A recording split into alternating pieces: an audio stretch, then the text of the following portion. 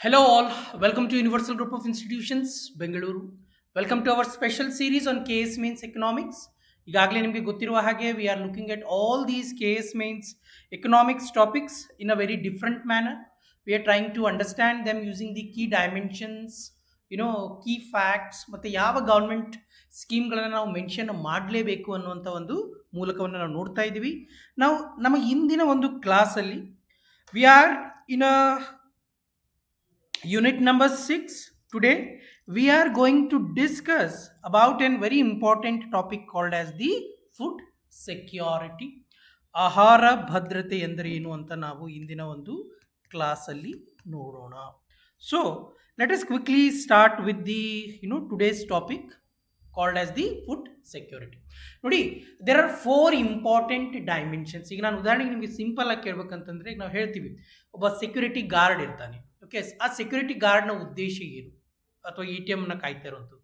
ಅಂದರೆ ಯಾವುದೇ ರೀತಿಯಾದಂಥ ಯಾರೂ ಕೂಡ ಎ ಟಿ ಎಮಲ್ಲಿ ಕಳ್ಳತನ ಮಾಡದೇ ಇರುವಂಥದ್ದು. ಆತ ಅಲ್ಲಿ ಏನು ಅಂತಂದರೆ ಒಂದು ಎ ಟಿ ಎಮ್ಗೆ ಬರುವಂಥ ಜನರು ಅವರಿಗೆ ಭದ್ರತೆಯನ್ನು ಕಲ್ಪಿಸೋದೇ ಅವನ ಒಂದು ಕೆಲಸ. ಅದೇ ರೀತಿ ಫುಡ್ ಸೆಕ್ಯೂರಿಟಿ, ಆಹಾರ ಭದ್ರತೆ ಅಂತ ಏನು ಪರಿಕಲ್ಪನೆ ಇದೆಯಲ್ಲ, ಆ ಪರಿಕಲ್ಪನೆಗೆ 4 ಅತ್ಯಂತ ಅಂಶಗಳಿದ್ದಾವೆ, ಪ್ರಮುಖ ಅಂಶಗಳು.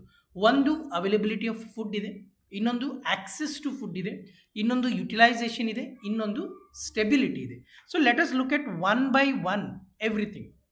ಮೊಟ್ಟ ಮೊದಲಿಗೆ something called as the availability. ನೋಡಿ, ಅವೈಲಬಿಲಿಟಿ ಅಂದರೆ ಏನು?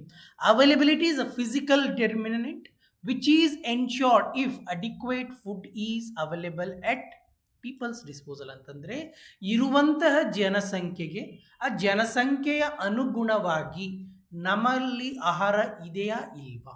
So that is what is the concept of the food security. ಜನಸಂಖ್ಯೆ ಜಾಸ್ತಿ ಇದ್ದು ಇರುವಂತಹ ಆಹಾರ ಏನಾದರೂ ಕಡಿಮೆ ಇದ್ದಲ್ಲಿ ನಾವು ಅವಾಗ ಹೇಳ್ತೀವಿ we are not able to ensure the food security. Point number 1 ನಿಮಗೆ ನಾನು ಉದಾಹರಣೆಗೆ ತೋರಿಸ್ಬೇಕು ಅಂತಂದರೆ, can you see this simple stat over a period of a time. Can you see per capita net availability of food grains ಹೇಗಿದೆ ನೋಡಿ, per gram. 1951ರಿಂದ 2021 ನೋಡಿ, ಅಲ್ಲಿ ಇದ್ದಂತಹ ನೆಟ್ ಅವೈಲಬಿಲಿಟಿ ನೋಡಿ, ಆ net availability of food has increase over period of time. ಅದಕ್ಕೋಸ್ಕರನೇ ನೀವು ಪ್ರಾರಂಭದ ಹಂತದ ಒಂದು ಬಡತನದ ಪರಿಕಲ್ಪನೆ ನೋಡಿದ್ರೆ ಅವತ್ತು ನಾವು ಹೇಳ್ತಾ ಇದ್ವಿ ರೋಟಿ ಕಪಡಾ ಅವ್ರ ಮಕಾನ್ ಅಂತ. ಅಂದರೆ ಆಹಾರ ಅನ್ನುವಂಥದ್ದು ಏನಿದೆಯಲ್ಲ, that is an important determinant to estimate the poverty it self.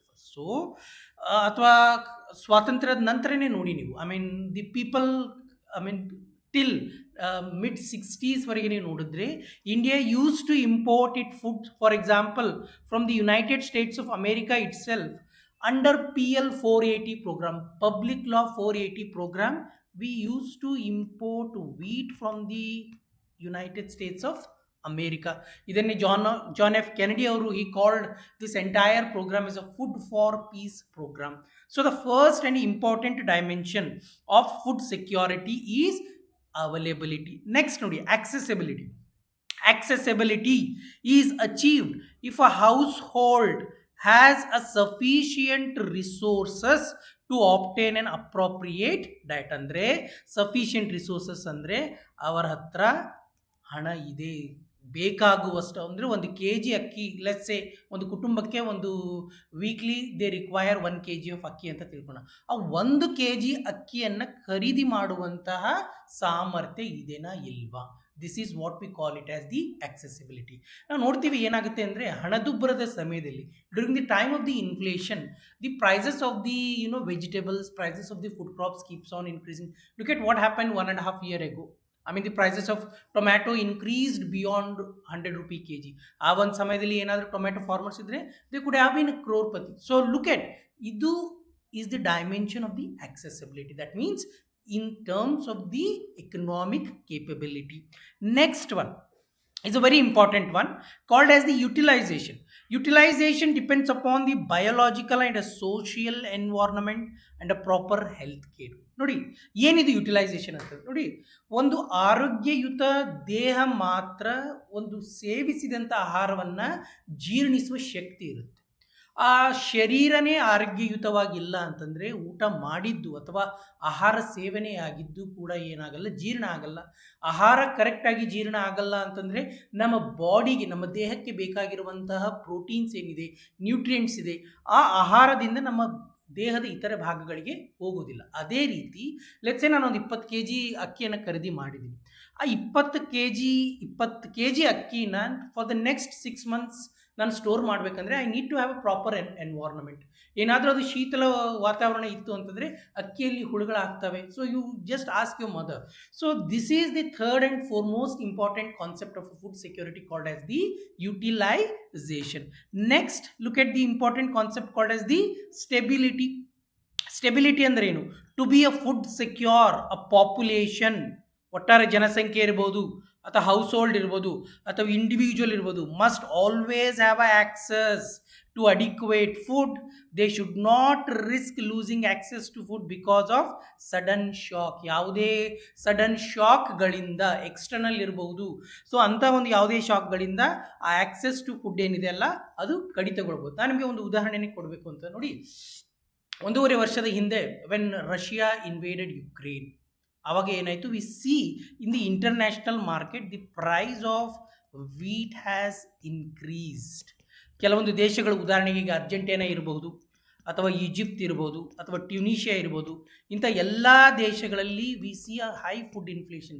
Reason being is that Russia and Ukraine are wheat basket or bread basket of the majority of the world. ಅಂತಹ ದೇಶಗಳು ಯುದ್ಧಕ್ಕೆ ಹೋದಾಗ ಏನಾಯಿತು, supply chains related to the wheat were disrupted. So automatically availability of the wheat ಏನಾಯಿತು, international ಮಾರ್ಕೆಟಲ್ಲಿ ಕಡಿಮೆ ಆಯಿತು. Availability ಕಡಿಮೆ ಆದರೆ price is going to increase. Price increase ಆದರೆ not everyone will be able to afford a wheat. So ಅದಕ್ಕೋಸ್ಕರ ನಾವು ಏನು ನೋಡ್ತೀವಿ ಅಂದರೆ, ಅಂಥ ಒಂದು ಸಮಯದಲ್ಲಿ ಆಸ್ಟ್ರೇಲಿಯಾ, ಅರ್ಜೆಂಟೀನಾ ಮತ್ತು ಆಫ್ರಿಕಾ ದೇಶಗಳಲ್ಲಿ we see the inflation with regard to the food. So ಅಲ್ಲಿ ಏನಾಯಿತು, ಸ್ಟೆಬಿಲಿಟಿಯನ್ನು ನಾವು ಎನ್ಶ್ಯೂರ್ ಮಾಡೋಕ್ಕೆ ಆಗಲಿಲ್ಲ. So these are the 4 important dimensions associated with the food security. One is the availability, accessibility, utilization of the food as well as the stability of the food. So ಈ ಒಂದು food security ಏನಿದೆ, ಈ food ಸೆಕ್ಯೂರಿಟಿಗೆ ಹೇಗೆ I mean what kind of challenges that food security will faces and what are the solutions, ಮತ್ತು ಹಾಗೆ ಸರ್ಕಾರದ ಏನು ಪ್ರೋಗ್ರಾಮ್ಗಳು ಏನಿದೆ ಫುಡ್ ಸೆಕ್ಯೂರಿಟಿಯನ್ನು ಎನ್ಶ್ಯೂರ್ ಮಾಡೋದಕ್ಕೆ, ಅವೆಲ್ಲವನ್ನು ನಾವು ಇಲ್ಲಿ ನೋಡೋಣ. So first let us look at the food security programmes. ಮೊಟ್ಟ ಮೊದಲಿಗೆ and very important one, something called as the public distribution system.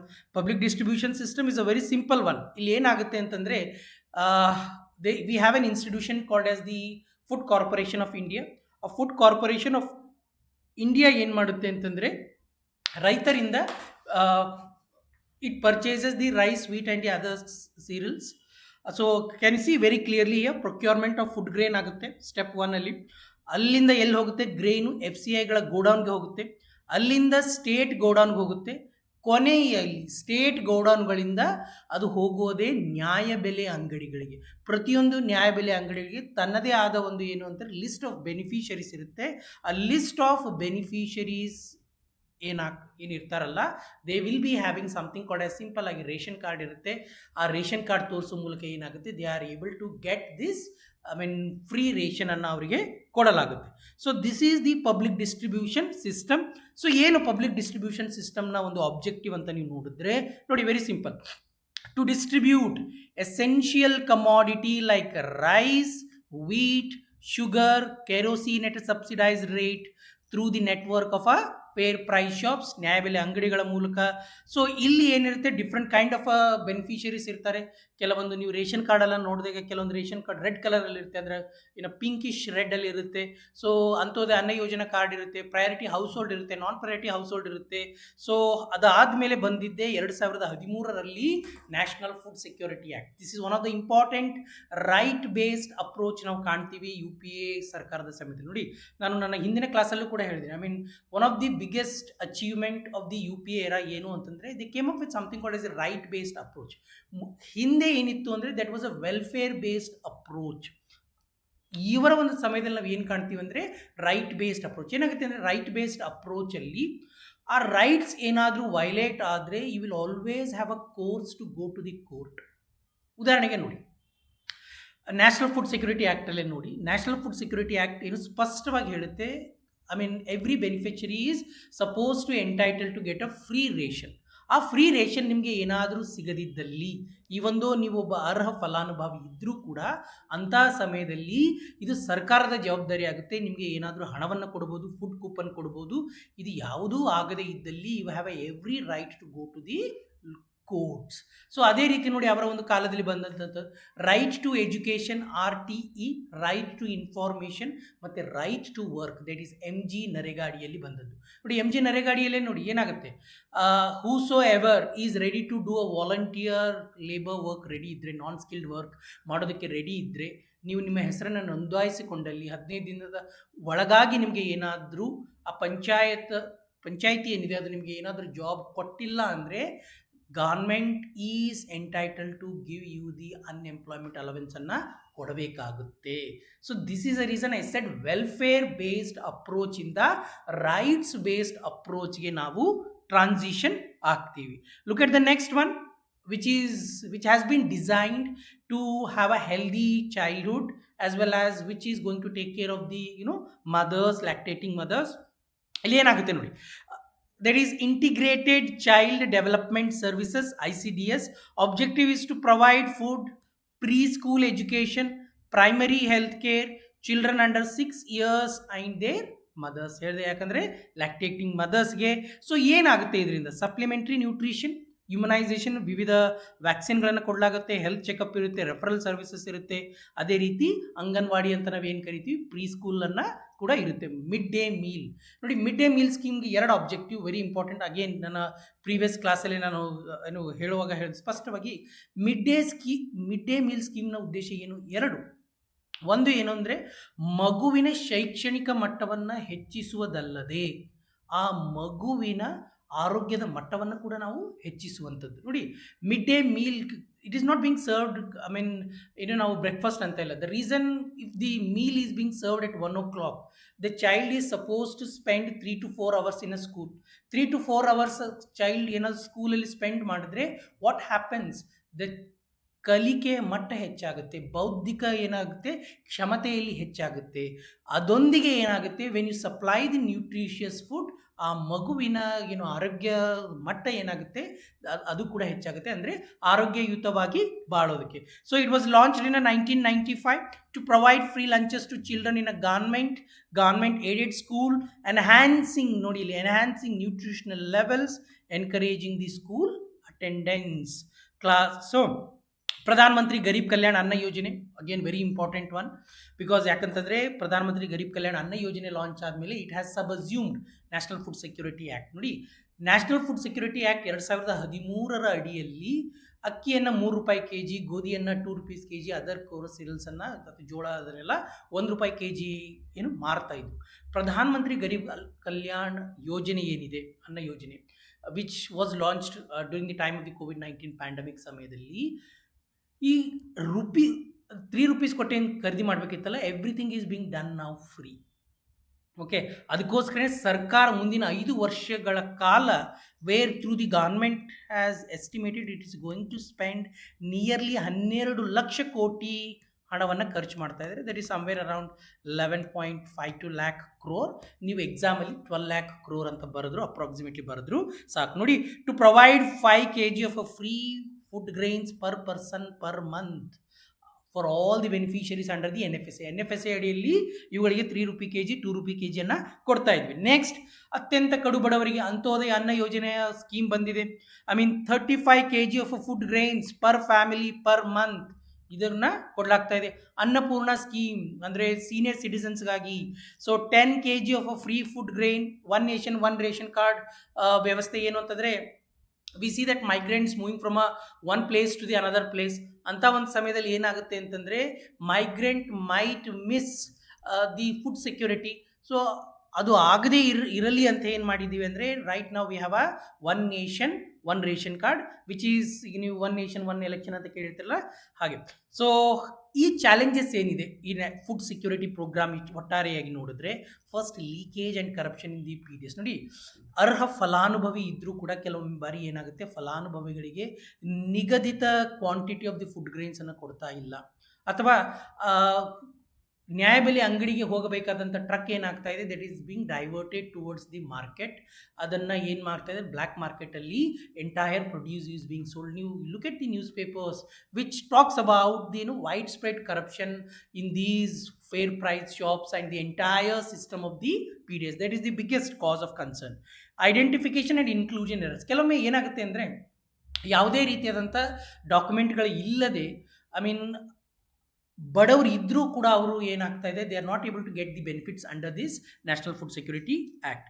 ಮತ್ತು ಥರ್ಡ್, ನ್ಯೂಟ್ರಿಷನಲ್ ಡೆಫಿಷಿಯನ್ಸಿ ಏನಾಗ್ತಾ ಇದೆ. ಐ ಮೀನ್ ದ ಥಿಂಗ್, ಇವೊಂದು ರೈಸ್ ಕೊಡಲಾಗ್ತಾ ಇದೆ, ವೀಟ್ ಕೊಡಲಾಗ್ತಾ ಇದೆ, the focus is not being on something called as the pulses, fruits, vegetables, proteins. ನೋಡಿ, carbohydrate rich ಫುಡ್ಡನ್ನು ಕೊಡ್ತಾ ಇದ್ರೆ ನೀವು, but other elements, other required ನ್ಯೂಟ್ರಿಯೆಂಟ್ಸ್ಗಳು ಏನಾಗ್ತಾ ಇದೆ, ಸಿಗ್ತಾ ಇಲ್ಲ ಜನರಿಗೆ. ಅದೇ ರೀತಿ ಏನು PDS ಅಡಿಯಲ್ಲಿ ತೆಗೆದುಕೊಂಡಿರುವಂಥ ಏನು ರೈಸ್ ಇದೆ, ವೀಟ್ ಇದೆ, ಅದರ ಒಂದು ಒಟ್ಟಾರೆ ಗುಣಮಟ್ಟದ ಬಗ್ಗೆ ಕೂಡ the questions are being raise. ಉದಾಹರಣೆಗೆ ನೀವು ಲಾಸ್ಟ್ ಮಂತ್ ಉದಾಹರಣೆನೇ, ಅಥವಾ ಈ ಮಂತ್ನ ಪ್ರಾರಂಭದಲ್ಲಿ ನೋಡಿದ್ರೆ, there was this question about there was this issue in the state of Maharashtra, ಬುಲ್ದಾನದಲ್ಲಿ. ಏನಂದರೆ, people whosoever has consumed the wheat in that particular related to one particular fair price shops, they started to hair fall problem anna. The reason that particular wheat was containing high amount of selenium goskara. So next one, supply chain and distribution challenges ಇದೆ. That is also one of the problem. ನಾನು ಸ್ಪಷ್ಟವಾಗಿ ಹೇಳಿದೆ. So waste ಆಗ್ತಾ ಇದೆ, I mean ಸರಿಯಾದ ಸಮಯದಲ್ಲಿ food grains are not being delivered, lack of awareness and accessibility, again ಜಾಗೃತಿ ಇಲ್ಲ. ಸೊ ಚಾಲೆಂಜಸ್ ಇನ್ ಪೋರ್ಟೆಬಿಲಿಟಿ ಹೇಳಿದೆ. One nation one ration card ಇದೆ, ಬಟ್ ಆದರೂ ಕೂಡ ಏನು ಅಂದರೆ migrant people are still facing the technical. ನೀವೇ ನೋಡಿರ್ತೀರ, ಐ ಮೀನ್ ಇವೊಂದು ಆಧಾರ್ ಬಯೋಮೆಟ್ರಿಕ್ ಎಲ್ಲ ಮಾಡಿದರೆ ಕೆಲವೊಮ್ಮೆ ಏನು ಅಂದರೆ ಬಯೋಮೆಟ್ರಿಕ್ ತಂಬೆ ತೊಗೋತಾ ಇರಲ್ಲ. ಸೊ ಅಂಥ ಸಮಯದಲ್ಲಿ ಯಾವಾಗ ಬಯೋಮೆಟ್ರಿಕ್ ಆಗ್ತಾ ಇರಲ್ಲ, ದ ರೇಷನ್ ಅಂಗಡಿಯನ್ನು ನಾಳೆ ಬನ್ನಿ ಐ ಮೀನ್ ಇವೊಂದು ಇವರ rightful beneficiary due to technical glitches and all, you are not able to get the ನಿಮಗೆ ಫುಡ್ ಗ್ರೇನ್ ಸಿಗ್ತಾ ಇಲ್ಲ. Quality of the food distributed ಇದೆ. I mean there is this poor quality of the grain that is being procured, high content of the fertiliser ಇರ್ಬೋದು ಅಥವಾ insecticide ಇರ್ಬೋದು, that is again going to impact the beneficiaries. So next ನೋಡಿ, ಹಾಗಾದರೆ ಏನು ಮಾಡಬಹುದು ನಾವು, what we can do. First one, enhancing the PDS efficiency. Block chain ಇರ್ಬೋದು, GPS tracking ಇರ್ಬೋದು, ಅಥವಾ ಆಧಾರ್ ಬೇಸ್ಡ್ ಅಥಾಂಟಿಕೇಶನ್ ಸಿಸ್ಟಮ್ಗಳ ಮೂಲಕ ಏನು ಅಂತಂದರೆ, ಈ ಸಿಸ್ಟಮನ್ನು we try to reduce the leakages and ensure that every beneficiary get his right share of the food grains. So addressing the inclusion and exclusion error, social ಆಡಿಟ್ಗಳ ಮೂಲಕ we are suppose to ensure that none of the beneficiaries get missed. Ensure improve the nutritional quality. Pulses, millets, ಫ್ರೂಟ್ಸ್ಗಳಂತ as we time progresses, all these things needs to be done. Supply chain management ಆಗಬೇಕು, supply chain modernisation ಆಗಬೇಕು. ಈಗಲೂ ಕೂಡ I mean the government itself says nearly 20% of the overall FCI I mean procured food grain ಇದೆಯಲ್ಲ, ಅದು ಏನಾಗುತ್ತೆ ಅಂತಂದರೆ ಆ ಗೋಡನಲ್ಲಿ ಏನಾಗಲಿ ಹಾಳಾಗ್ತಾ ಇದೆ. ಕೋಲ್ಡ್ ಸ್ಟೋರೇಜ್ ಯೂನಿಟ್ಸ್ಗಳು ಬೇಕು. ಸ್ಮಾರ್ಟ್ ಸಪ್ಲೈ ಚೈನ್ ಮ್ಯಾನೇಜ್ಮೆಂಟ್ಗಳ ಅವಶ್ಯಕತೆ ಇದೆ. ಅವೇರ್ನೆಸ್, ಇನ್ಫಾರ್ಮೇಷನ್, ಕಮ್ಯುನಿಕೇಷನ್, ಎಜುಕೇಷನ್ಗಳ ಮೂಲಕ ಅಂದರೆ ಫಲಾನುಭವಿಗಳಲ್ಲಿ ಒಂದು ಜಾಗೃತಿಯನ್ನು ಮೂಡಿಸುವಂಥ ಒಂದು ಅವಶ್ಯಕತೆ ಇದೆ. ಅದೇ ರೀತಿ one nation one ration card ಸ್ಕೀಮನ್ನು ಫೇರ್ ಪ್ರೈಸ್ ಶಾಪ್ಸ್ ಏನಿದೆ, they are suppose to handle something called as the POS ಸಿಸ್ಟಮ್ಗಳನ್ನು, POS ಸಿಸ್ಟಮ್ ನೀವು ನೋಡಿರ್ತೀರ, I mean biometric system which they are able to handle properly. And finally, ensuring food quality and safety, that is regular inspection-ಗಳಾಗಬೇಕು, audits-ಗಳಾಗಬೇಕು, so that once these things are being incorporated, we are going to absolutely ensure food security for everyone. Because the reason ನೋಡಿ, food security plays a very important role. ನೀವು ಬ್ರಿಟಿಷರ ಆಳ್ವಿಕೆ ಸಮಯದಲ್ಲಿ, I mean one of the horrific incidences ನೋಡಿದ್ರೆ, during the time of the Great Bengal Famine of the 1943, nearly 30 to 40 lakh people have died. There are stories with ಏನು ತಾಯಿ ಮಕ್ಕಳನ್ನು ಬಾವಿಗೆ ತಳ್ಳುವಂಥ ಒಂದು ಘೋರವಾದಂಥ ಸನ್ನಿವೇಶಗಳು ಕೂಡ ಆಗಿದ್ದಾವೆ. Because the mother is unable to see the child is suffering. So ಹಿಂದೆಂದೂ ಅಂಥ ಒಂದು ಸನ್ನಿವೇಶಗಳು ಮರುಕಳಿಸದೇ ಇರಬಾರ್ದು ಅಂತ ಹೇಳಿ ನಾವೇನು ಮಾಡ್ತಾ ಇದ್ದೀವಿ ಅಂದರೆ, we are trying to ensure food security to every one, because ಇಂಡಿಯಾಸ್ ಪಾಪ್ಯುಲೇಷನ್ ಈಸ್ ಇನ್ಕ್ರೀಸ್ ಆಗ್ತಾ ಇದೆ. Look at right now we are more than 145 crore. We are entering towards the 150 crore ಗೆ 1.5 ರೀಚ್ ಆಗಿದ್ದೀವಿ. So what happens is, once your population breaches the 1.5 billion, and ನೋಡಿ agricultural field ಏನಾಗ್ತದೆ, the land that is available for agriculture ಏನಾಗ್ತದೆ, ಕಡಿಮೆ ಆಗ್ತದೆ. Because agriculture land is converted for the non agricultural purpose. ಇಂಥ ಒಂದು ಸಮಯದಲ್ಲಿ ಇವಾಗ ಅಗ್ರಿಕಲ್ಚರ್ ಲ್ಯಾಂಡ್ ಕಡಿಮೆ ಆಗ್ತಾ ಇದೆ, ಪಾಪ್ಯುಲೇಷನ್ ಜಾಸ್ತಿ ಆಗ್ತಾ ಇದೆ ಅಂದರೆ, it is going to create a huge gap. So ಇಂಥ ಒಂದು ಸನ್ನಿವೇಶದಲ್ಲಿ ensuring food security for everyone, and ಮೇಲಾಗಿ climate change, rainfall pattern, increase in temperature, this is ultimately going to have an impact on the food security. So that's it in this session on the food security, ಆಹಾರ ಭದ್ರತೆ. ನಾವು ಇಲ್ಲಿ ಸ್ಪಷ್ಟವಾಗಿ ನೋಡಿದ್ವಿ ಆಹಾರ ಭದ್ರತೆ ಪರಿಕಲ್ಪನೆ ಏನು, what are the important dimensions of the food security. ಅದೇ ರೀತಿಯಲ್ಲಿ ಸರ್ಕಾರ ಇಲ್ಲಿವರೆಗೆ ಲಾಂಚ್ ಮಾಡಿರುವಂಥ ಪ್ರೋಗ್ರಾಮ್ಗಳು ಯಾವುವು, ಇಲ್ಲಿವರೆಗೆ ಆಹಾರ ಭದ್ರತೆಯಲ್ಲಿ ಆಗ್ತಾ ಇರುವಂಥ ಸಮಸ್ಯೆಗಳು ಏನು, ಅದೇ ರೀತಿ ಆ ಸಮಸ್ಯೆಗಳನ್ನು ನಾವು ಹೇಗೆ ದಾಟಿ ಬಂದು what solutions can we have, pragmatic solution, ಮತ್ತು reason why we are suppose to aware. Because increase in the population, climate change, precipitation ನೋಡಿ, ಮಳೆ ನೋಡಿ, ಸೊ ಇವೆಲ್ಲವೂ ಏನಾಗುತ್ತೆ, this makes this topic very important. Thank you. Do like, do share, do subscribe. If you have any concern ಇದ್ದಲ್ಲಿ, do let us know in the comment section. Thank you.